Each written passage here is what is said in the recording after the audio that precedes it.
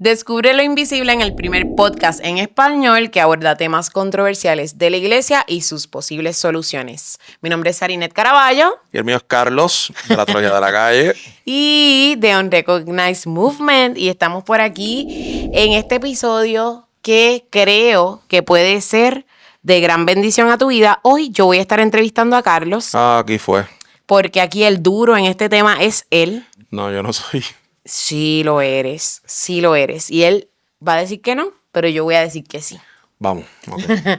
El tema de hoy es un tema que estamos trayendo del episodio pasado. Uh-huh. ¿Por qué? Porque para poder amar y ser compasivos correctamente, como cristianos, como creyentes y los que no son también, necesitamos interpretar correctamente la Biblia. Chan, chan, chan. Ya tenemos varios episodios que te invito a que veas en donde, por ejemplo, hay uno que se titula ¿Porque está escrito? Jesús lo haría. Uh-huh. Y habla acerca de todo lo que está escrito en la Biblia, en el libro como tal, versus quién es Jesús, que es la palabra de Dios, etc. Así que, Carlos, quiero comenzar haciéndote esta pregunta. Cuéntame. Jesús o la Biblia, el papel que tenemos hoy en día, ¿cuál de los dos es la palabra de Dios? ¿Te crees que sabes, amiga? Bueno. Vamos a hablar de Juan, el primer capítulo de Juan. O sea, claro. Cuando ahí dice, en el principio era el verbo y el verbo era Dios, el verbo estaba con Dios, Claro, mira, hemos escuchado por muchísimo tiempo que el texto de la Biblia es la palabra de Dios. ¿Te refieres al libro? Al libro per se, ¿verdad? Y eso ha conllevado, con todas las cosas buenas y malas, que muchas veces la gente equipare o entienda que la Biblia es igual a Dios. Y eso lamentablemente no es correcto. La Biblia como libro, como artefacto físico, uh-huh, que sufre desgaste físico y demás, contiene palabra de Dios, uh-huh, ¿verdad? Las personas que creen que el libro físico en sí mismo es divino, pero que como todas las cosas físicas se deteriora, etcétera, entre otras, whatever, son los hermanos musulmanes con el Corán. Nosotros creemos que Cristo es la palabra de Dios. Amén. Por eso cuando la Biblia dice que su palabra no pasará, está hablando de la palabra eterna, la palabra, el verbo que estaba en el principio, y el verbo era con Dios, y el verbo era Dios, que hablamos en Juan. Uh-huh. El verbo es Dios. El verbo es Cristo. La palabra es Cristo. En ese sentido, la Biblia per se contiene la palabra de Dios. Uh-huh. Contiene testimonio de la palabra de Dios. Cuando vemos la Biblia podemos verla como no compendio, pero como esta biblioteca, donde en ella encontramos los testimonios de cuando Dios ha hablado, de lo que se ha dicho que es palabra de Dios, uh-huh, de Jesús, de su obra, de sus milagros, de sus mensajes, uh-huh, de lo que ha dicho que va a pasar y de lo que otras personas, profetas, apóstoles y demás, han hablado en nombre de Dios, uh-huh, de donde se sostiene nuestra fe. En la Biblia encontramos testimonio de la palabra de Dios. Uh-huh. La palabra de Dios es Cristo. La Biblia como libro, como objeto físico, no es la palabra de Dios en sí misma. La palabra de Dios es Cristo. Ok, eso me lleva a otra pregunta. Porque nos han enseñado en muchos lugares, uh-huh, muchísimas denominaciones, uh-huh, de que la Biblia, al haber sido inspirada por Dios, uh-huh, para estas personas en específico, que de hecho Jesús no escribió nada ahí, fueron seres humanos comunes y corrientes, algunos caminaron con Jesús, otros no, uh-huh, pues muchas personas dicen que al la Biblia haber sido inspirada por Dios, la Biblia no contiene errores. Claro. Háblame de eso. Quiero que a nuestro público de Unrecognized Talks le podamos explicar si la Biblia contiene errores o si no contiene errores. Bueno, este es un tema bastante controversial. Por eso estamos aquí. Obviamente, por eso dice el intro que hablamos de temas controversiales relacionados a la iglesia y sus posibles soluciones. La Biblia, o empezamos más bien por el otro lado. esa vuelta de que la Biblia no contiene errores es un dogma, ¿verdad? Es una enseñanza o una postura asumida por ciertas personas a través de la historia del cristianismo, donde entienden que la Biblia, desde su traducción, desde su escritura hasta su traducción, no hay errores en ella, ¿verdad? Y tenemos estas personas que en inglés se conoce como los KJV onlys, y toda esta vuelta donde esa gente dice, papi, la reina, literalmente lo dicen así, de frente y sin miedo. Papi, la versión King James Bible, 1006 whatever, es la palabra de Dios perfecta, inerrante, infalible, etcétera. No contiene ni un solo error.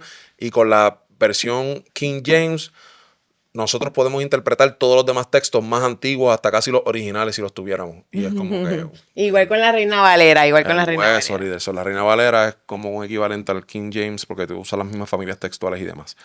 So, hay que dejar eso claro. El tema de la inerrancia bíblica es un tema de dogma. No es una enseñanza fundamental, doctrinal del cristianismo. La Biblia, que tú y yo tenemos hoy, no vino a existir hasta el siglo IV, III, tirando para el cuarto ya. Lo que en la Biblia leemos, especialmente en el Nuevo Testamento, como palabra de Dios, se estaban refiriendo a los textos del Antiguo Testamento y la Torá. No sé, ni siquiera se estaban refiriendo a las cartas y a los evangelios, a las cartas de los apóstoles y los evangelios, ya escritos como palabra de Dios, porque muchos de ellos escribieron sus cartas o hablaron cuando todavía ni siquiera sabían que había conocimiento o tenían conocimiento de que existían dichos evangelios o cartas, etc. Ahora, con eso dicho, sí hay errores en cuestión, ¿verdad?, de gramática y errores de traducción, etc. Recuerde que la fotocopiadora, la imprenta no se vino a inventar hasta el siglo XV, si no me equivoco. En el siglo XVI pasa la Reforma Protestante y la imprenta o la invención de la imprenta fue clave para la propagación del protestantismo. La fotocopiadora mucho menos, esa se vino a inventar el siglo pasado.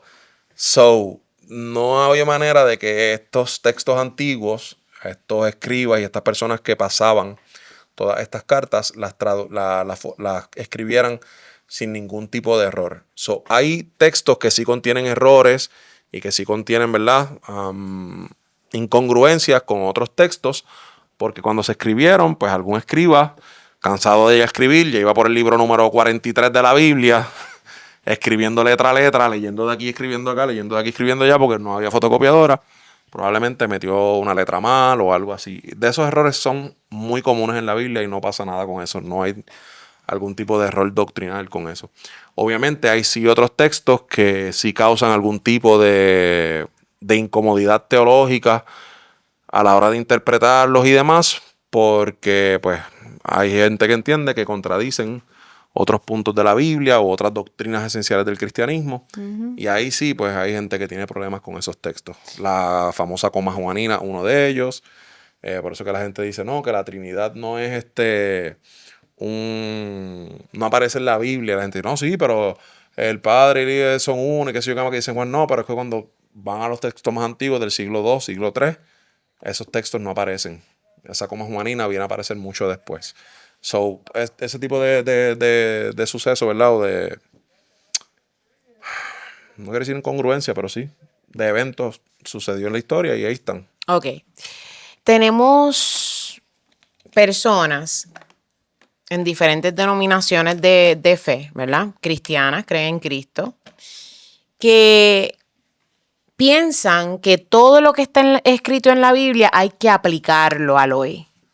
Pero piensan que otros versículos no hay que aplicarlos hoy. Claro. Sin haber antes hecho, ¿verdad?, una interpretación bíblica. Claro.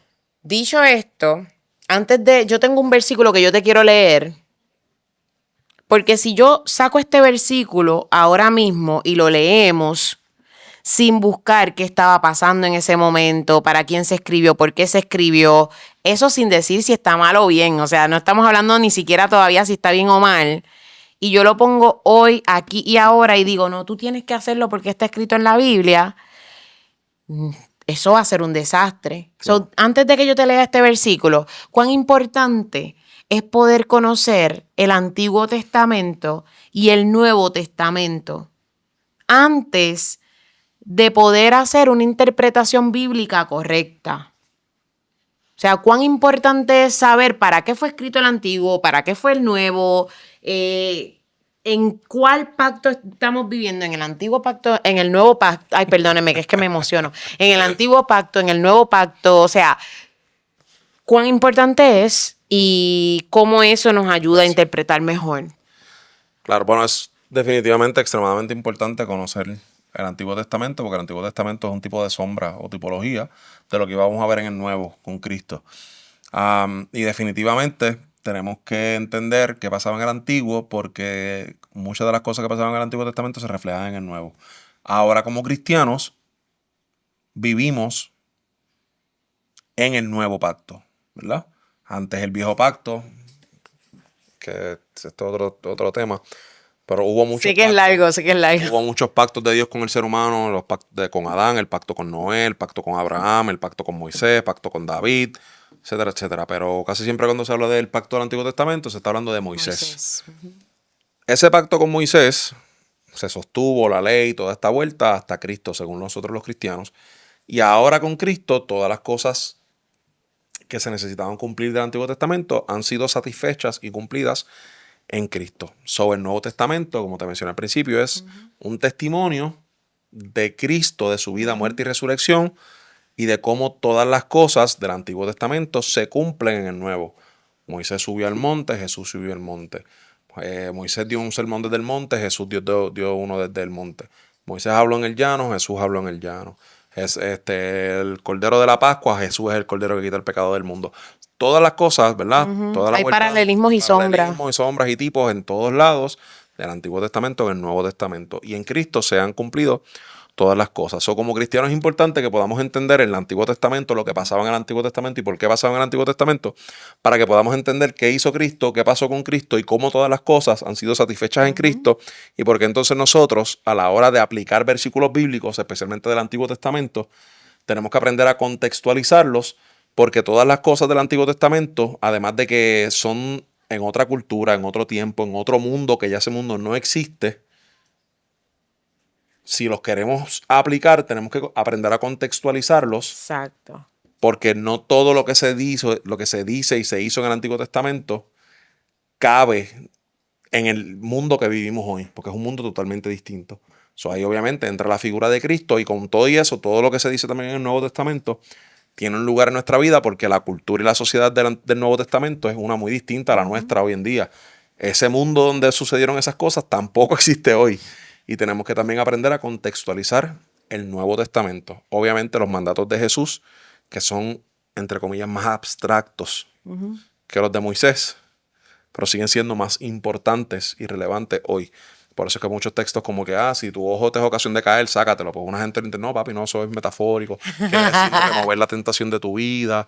Pero cuando Jesús dice mover o amar al prójimo o lo que sea, no, papi, no, eso tú sabes, también son metafóricos. Pero cuando Jesús dice, no, que Jesús habló de los diezmos, no, papi, eso es literal, ahí hay que diezmar, tú sabes, hay que aprender cuando Jesús está hablando de manera literal y cuando está hablando de manera metafórica.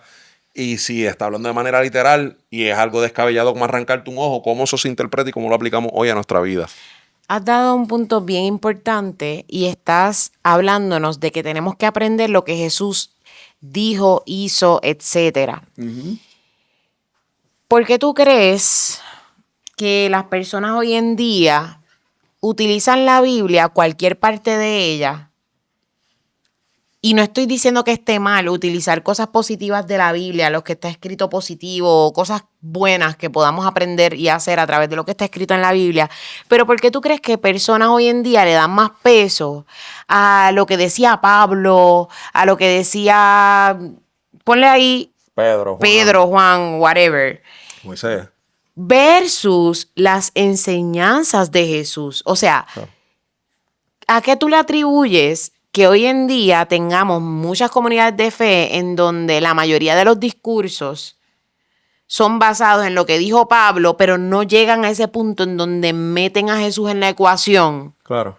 para poder llevar ese mensaje a la vida, muerte o resurrección de Cristo. Claro. Y cómo eso nos impacta en nuestra vida, cómo eso, al nosotros ponerlo en perspectiva en nuestra vida actual, podemos hacernos mejores seres humanos, podemos caminar de una mejor forma en este mundo. ¿Por qué?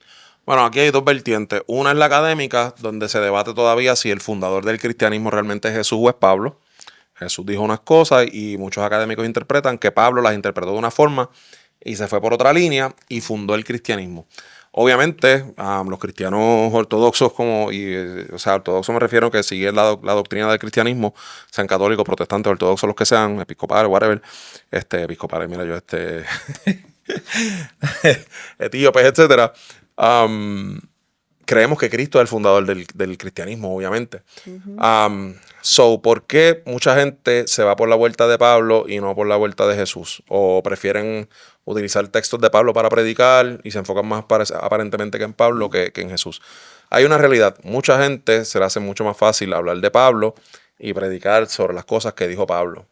Ya sea porque encaja su narrativa de que no, ya todas las cosas se cumplieron en Cristo y a ellos se les hace más fácil entender lo que Pablo le estaba hablando a sus comunidades, a sus iglesias, y que Pablo explica mucho mejor versus Jesús, que habla sobre cumplir la ley, pero no a lo mejor tan extenso.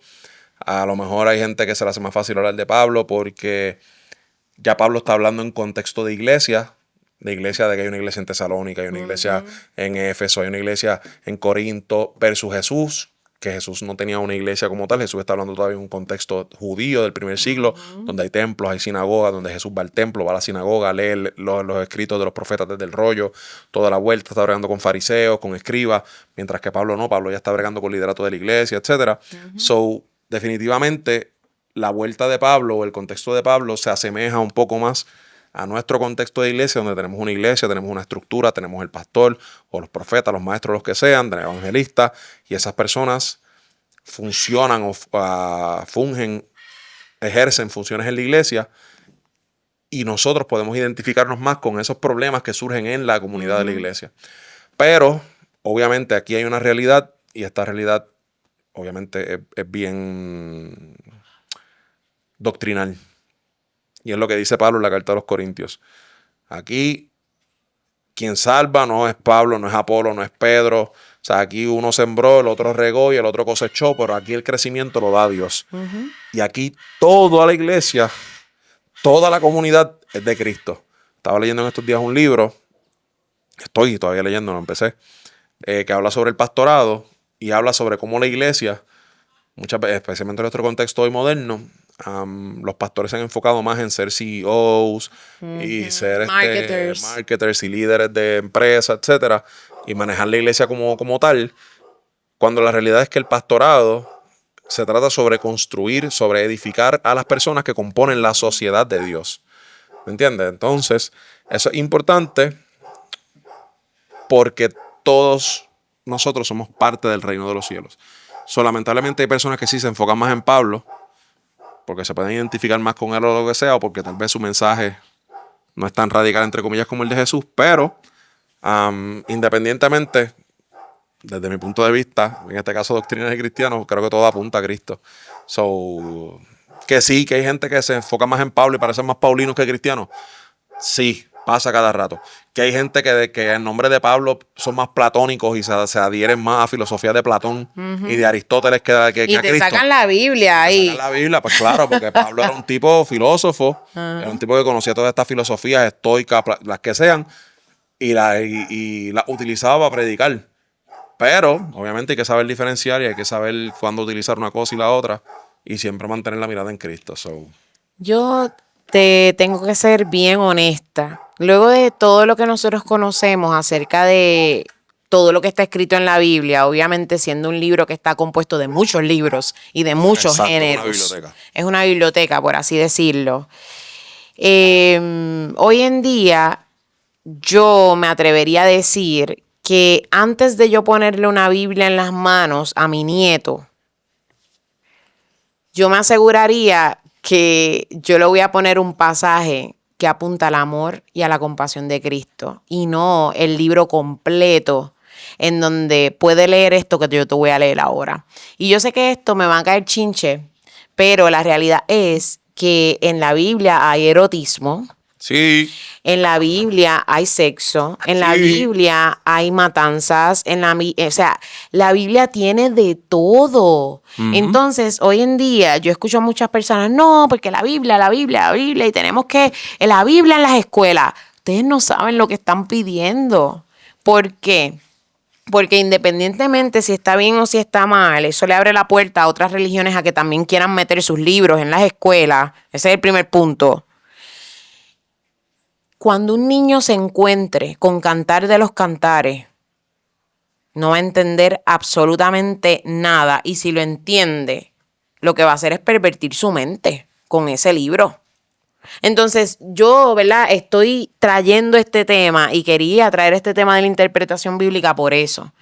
Porque esté escrito en la Biblia, en el libro, no necesariamente es algo que sea bueno en el sentido literal de la palabra. O sea, me refiero a que hay de todo. Miren, aquí yo les voy a leer este pasaje, que es lo último que le quiero preguntar a Carlos, y está en Mateo 2. Esto está en el Nuevo Testamento. Mateo 2:16, y lo voy a leer de la Reina Valera. Entonces Herodes, al verse burlado por los magos, se enojó mucho y mandó a matar a todos los niños menores de 2 años que había en Belén y en todos sus alrededores, conforme al tiempo que había inquirido de los magos. Los sabios de Oriente, que en esa versión le dicen magos, llegaron a Jerusalén preguntando por el rey de los judíos que había nacido. Y Herodes, como se sintió amenazado, pidió que le avisaran dónde estaba ese niño, pero los sabios, ¿verdad?, advertidos por Dios en sus sueños, no regresaron a Herodes, pues él se molestó y ordenó la masacre para intentar matar a Jesús. Yo no sé tú, pero yo no le quiero poner esto en las manos a mi nieto por el momento. Hasta que no se le pueda explicar por qué esto se escribió, para quién se escribió, qué era lo que estaba pasando en ese momento. O sea, esto está hablando de que un rey mandó a masacrar a todos los niños menores de 2 años para eliminar a Jesús. La pregunta es, Carlos, esto está en el Nuevo Testamento y es una masacre que ocurrió, según lo que está, ¿verdad?, escrito aquí. No encontraron a Jesús y obviamente no lo mataron. ¿Cómo le explicamos a alguien en Arroz y Habichuelas cómo interpretar este texto? ¿Cómo aplicarlo al hoy? ¿Qué tiene que ver con la vida, muerte y resurrección de Jesús? Claro. ¿Verdad? ¿Y cómo llevamos este texto? Si alguien dice, yo voy a predicar de Mateo 2:16, perdón. ¿Cómo llevamos este texto a un mensaje que apunte a Cristo y que salgamos bien de esta masacre? Primero, hay que entender que esto era una práctica común. Esto es una práctica común en este tipo de sociedades y especialmente en este tipo de gobiernos monárquicos, donde hay un rey, donde especialmente también este pueblo era un pueblo colonizado por los romanos, etcétera. Este rey era un vasallo de los romanos y demás. O sea, hay que entender que este tipo de práctica era común, que no está bien, pero era lo que sucedía en este tipo de sociedades, donde para evitar perder el control y la herencia, que era el poder, ¿verdad?, poder gobernar sobre eso, perder el trono, se mataban familiares, se mataban hijos, se mataban hermanos, se mataban primos, se mataban, entre todos ellos se mataban.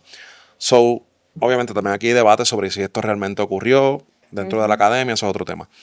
Pero hay que entender que esto eran prácticas comunes y que esto no está bien, no estaba bien en ese momento, no está bien ahora. Es imperdonable, es inconcebible, esto no se debe hacer. Eso es lo primero.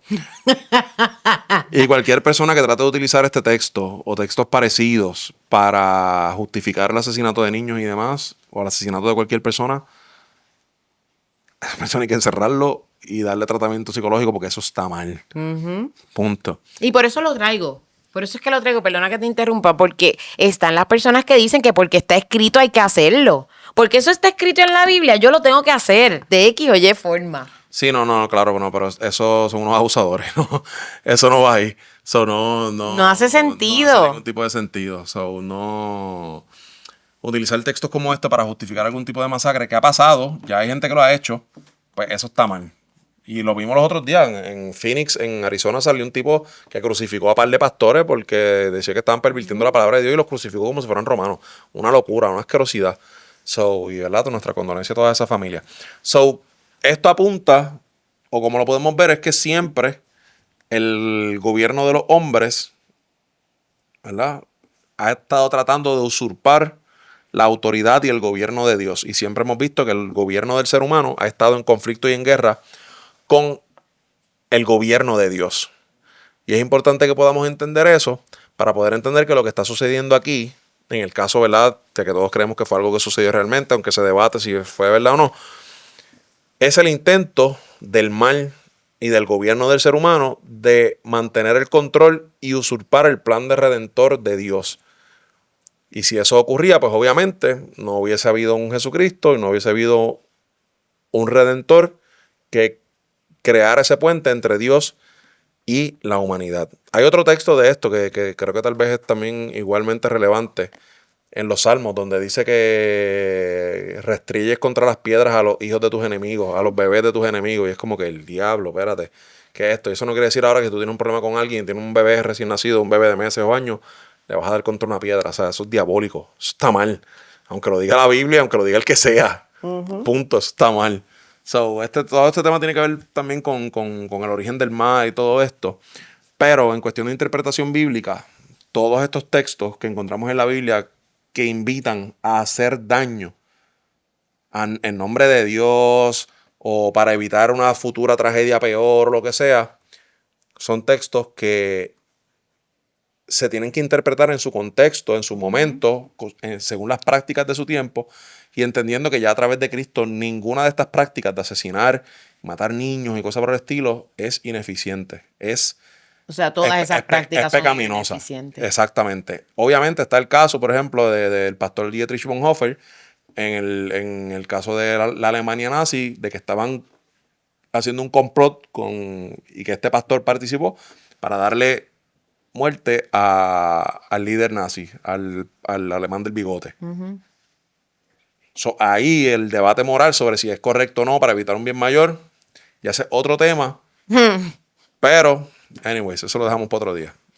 Me encanta porque hoy pudimos estar hablando acerca de este tema que es tan importante de la interpretación bíblica y eso nos lleva a muchos otros temas. O sea, no entramos en otros libros, por ejemplo, Levítico, que fue escrito para levitas. Y hoy en día muchísimas personas que agarran ese libro que fue escrito para sacerdotes del templo y lo quieren aplicar a personas hoy. Porque está escrito en Levítico tal. Y es como que, Dios mío, eso no fue escrito para nosotros. No, o sea, no tienes que meterte ahí.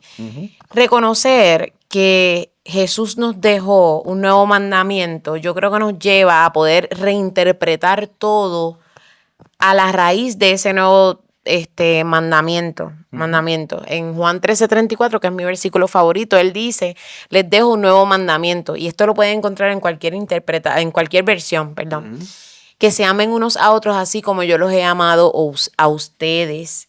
Así los demás sabrán que ustedes son mis discípulos. En otras palabras, Jesús nos está diciendo, yo, este que está aquí, les está dejando un nuevo mandamiento que va por encima de todo lo demás. ¿Por qué? Porque si tú amas a las otras personas como yo te he amado a ti, tú no la vas a matar, tú no vas a adulterar, tú no vas a hacer X, Y, Z, no vas a envidiarle las cosas, no vas a tener celos, no vas a hacerle daño. Y yo creo que cuando nosotros llegamos a ese texto de Juan 13:34 y podemos filtrar todo lo que nosotros hacemos a través de ahí, quizás podemos comenzar a tener una interpretación bíblica mucho más certera que lo que quizás nos han enseñado en el pasado. Carlos, gracias por este tiempo. No, gracias a ti por estar con nosotros también. Recuerda seguirnos en todas las redes como Recognize Movement, a Sariné como Sariné.Caraballo. Recuerda también que su segundo libro ya salió. Segundo libro es un poemario llamado Pensé que no existía el amor. Lo puedes conseguir en penséquenoexistiaelamor.com. También, Pensé que no existía. perdón, penséquenoexistia.com. También en Instagram está como Pensé que no existía. Y le puedes escribir ya sea por Instagram, a Sariné.Caraballo o a Pensé que no existía. O también en penséquenoexistia.com. En Amazon creo que también está. También. En la librería Norberto González en Puerto Rico, en el Candil en Ponce, en 20 sitios está por ahí, lo puedes buscar. Recuerda seguirnos como La Teología de la Calle. Gracias a Musa Morada nuevamente por este espacio increíble. Si estás buscando pasar unas vacaciones, descansar, desconectarte del mundo en un sitio que tú no escuches ni carros pasar, este es tu lugar. Ven antes de que yo le diga a Fernán para comprarle esto aquí. Es broma.